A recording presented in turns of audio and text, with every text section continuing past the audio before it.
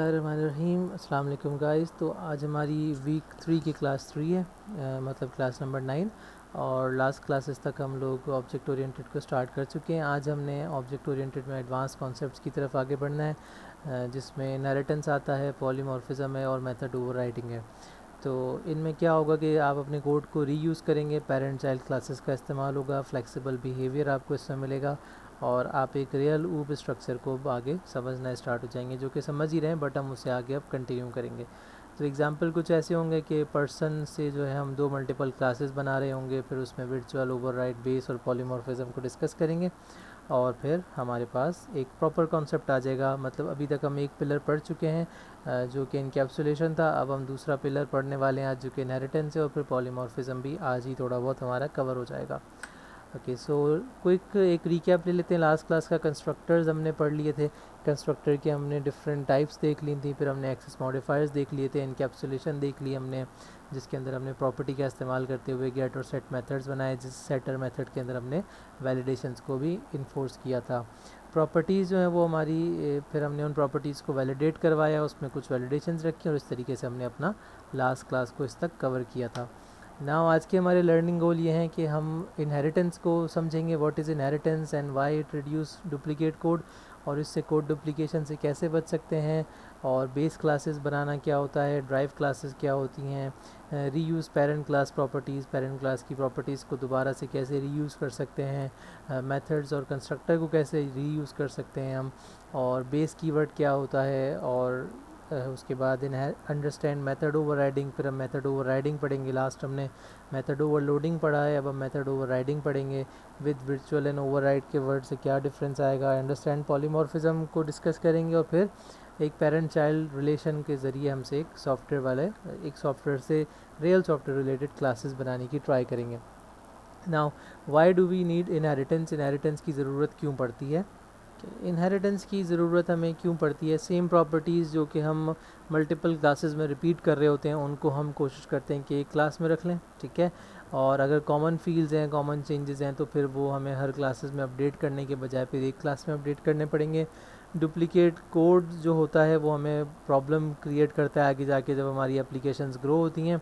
तो इनहेरिटेंस से हमें फ़ायदा होता है कि हम एक ही क्लास का इस्तेमाल करते हुए उसे मल्टीपल क्लासेस के अंदर यूज़ कर लेते हैं। जैसे राइट साइड पे आप देख सकते हैं कि स्टूडेंट और टीचर हमने डिस्कस किया था कि स्टूडेंट की क्लास अलग होनी चाहिए, टीचर की क्लास अलग होनी चाहिए, लेकिन अब देखें वो अलग अलग क्लासेस करने से एक प्रॉब्लम आ रहा है कि कोड डुप्लीकेट हो रहा है। और वो कोड कैसे डुप्लीकेट हो रहा है कि नेम और एज की जो ये दो प्रॉपर्टीज़ हैं, दोनों हमारी डुप्लीकेट हो रही हैं, जिसकी वजह से हमें एक कोड डुप्लीकेशन फेस करना पड़ रही है। और यहाँ पे आता है इनहेरिटेंस।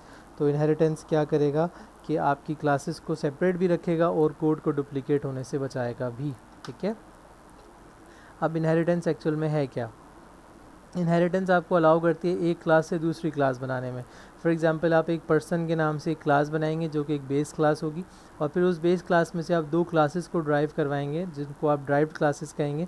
तो जिस क्लास से आप इनहेरिटेंस करवा रहे हैं उसको हम बेस क्लास कहेंगे, मेन क्लास कहेंगे, और जिन क्लासेस को हम ड्राइव कर रहे हैं उनको हम ड्राइव क्लासेस कहेंगे, ठीक है। तो जब एक क्लास को हमने दूसरी क्लासेस में ड्राइव करना है तो वो बनने वाली नई क्लासेस को इनहेरिटेड क्लास कहेंगे, चाइल्ड क्लास कहेंगे, या फिर ड्राइव क्लास कहेंगे। लेकिन जो पहली क्लास होगी उसे हम बेस क्लास भी कह सकते हैं, उसे हम पेरेंट क्लास भी कह सकते हैं, उसे हम मेन क्लास भी कह सकते हैं, ठीक है। तो अब होगा क्या कि पर्सन जो बेस क्लास है उसकी जो कॉमन प्रॉपर्टीज़ और जो बिहेवियर्स होंगे वो हम कहाँ बनाएंगे, पर्सन की क्लास में, ठीक है। और फिर जितने भी डिफरेंट प्रॉपर्टीज़ होंगी, जो स्टूडेंट और टीचर की डिफरेंट प्रॉपर्टीज़ ऑब्वियसली होंगी, हम उनको उनकी रिलेटेड चाइल्ड क्लासेस के अंदर बनाएंगे। जैसे अगर सपोज़ करें तो एक नेम की प्रॉपर्टी है, भाई नेम तो आपके स्टूडेंट का भी होगा, नेम आपके टीचर का भी होगा, नेम आपके एम्प्लॉयज़ का भी होगा। तो वो नेम की जो प्रॉपर्टी 3 अलग क्लासेस में बनाने के बजाय हम उसे एक मेन क्लास में बना देंगे, ठीक है।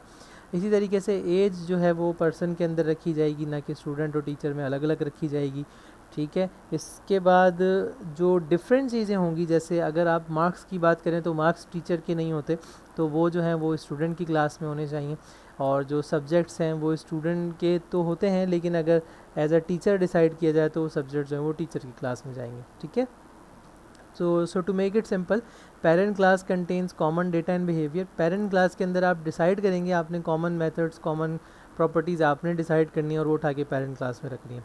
Child class inherits from parent class, जो चाइल्ड क्लास ये बनेगी स्टूडेंट क्लास, ये सारा डेटा ले लेगी इससे। डेटा से मतलब प्रॉपर्टीज़, अभी मैं प्रॉपर्टीज़ की बात करूँ तो जितनी भी प्रॉपर्टीज़ और मेथड्स आप इस क्लास में बनाएंगे वो सब अवेलेबल होंगे इसके अंदर, ठीक है। इन द सेम वे वो अवेलेबल होंगे इसके अंदर भी। फिर child class can add its own extra properties, child classes अपनी एक्स्ट्रा प्रॉपर्टीज़ भी बना सकती हैं, ऐसा नहीं है कि जो पेरेंट्स से मिलेगा सिर्फ वही रहेगा और सिर्फ वो अपनी प्रॉपर्टीज़ भी बनाएंगी।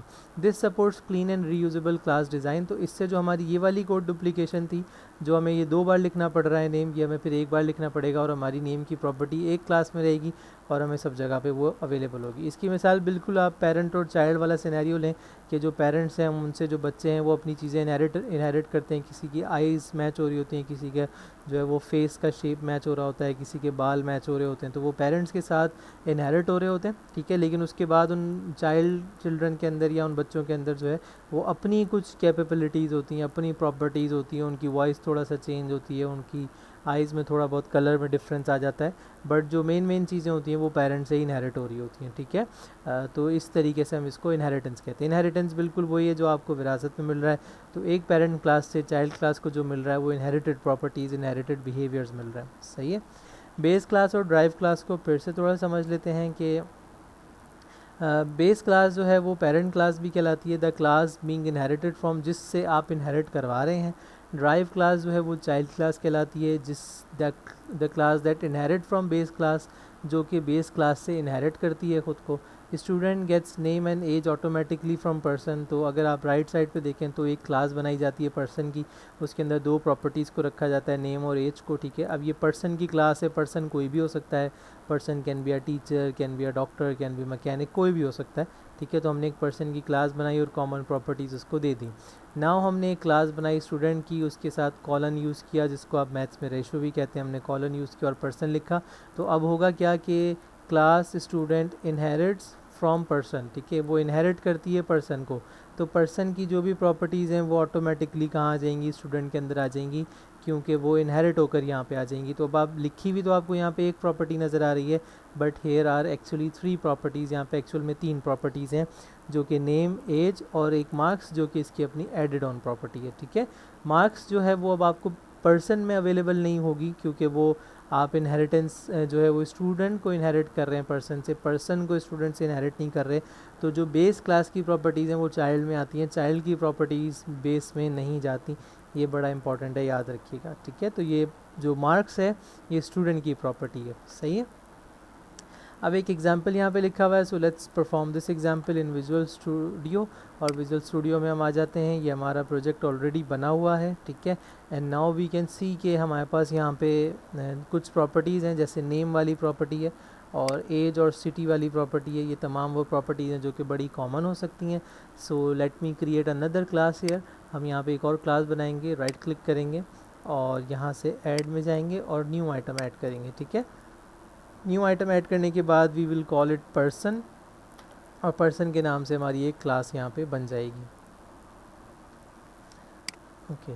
सो लेट इट बी, ये देखें पर्सन के नाम से आपकी क्लास आ गई। अब मैं यहाँ पे एक प्रॉपर्टी लिखूँगा, प्रॉपर्टी, और वो होगी string and I will call it name, ठीक है। साथ ही साथ में एक और प्रॉपर्टी यहाँ पे बनाऊँगा, प्रॉपर्टी, और वो इंटीजर होगी and I will call it age, और तीसरी प्रॉपर्टी में बनाऊँगा string and it will be called city, ठीक है। तो ये 3 कॉमन प्रॉपर्टीज़ हैं जो कि मैंने पर्सन के अंदर रख दी हैं। Now what I am going to do कि मैं पर्सन को अभी कॉपी करके रख लेता हूँ और मैं आपको program.cs में दिखाता हूँ कि देखिए नेम वाली प्रॉपर्टी यहाँ पे यूज़ हो रही है फ्रॉम द स्टूडेंट क्लास। अब अगर मैं इसको F12 करके जाऊँगा तो ये मुझे स्टूडेंट क्लास में मिलेगी। Once I remove these 3 properties, जैसे ही मैं इन 3 प्रॉपर्टीज़ को हटाता हूँ, सो व्हाट विल हैपन कि ये 3 प्रॉपर्टीज़ के अगेंस्ट मुझे एरर्स मिलना शुरू हो जाएंगे, ठीक है। सबसे पहला एरर ये देखिए, नेम एज सिटी पे आ गया, सही है। और यहाँ पे अगर आप program.cs में देखें तो यहाँ पे भी नेम के ऊपर एरर आने लग जाएगा, ये देखें ये एरर आ गया, सही है। अच्छा, फॉर नाउ मैं अभी क्या करता हूँ, मैं यहाँ से जो एज वाला है ना प्रॉपर्टी उसको नहीं लेता, बिकॉज हमने जब लास्ट क्लास में एक्सेस मॉडिफायर्स और इनकैप्सुलेशन पढ़ा था तो उसमें हमने एज प्रॉपर्टी को प्राइवेट रखा था। So I am not making it complex right now. मैं एज को नहीं हटाता यहाँ से, मैं सिर्फ और सिर्फ नेम और सिटी, इन 2 प्रॉपर्टीज़ को हटाता हूँ और यही 2 प्रॉपर्टीज़ मैं यहाँ पे भी रखता हूँ। नाउ वंस वी सेव, तो आप देख सकते हैं हमारे पास एरर्स आ रहे हैं कि भाई नेम और सिटी अवेलेबल नहीं है।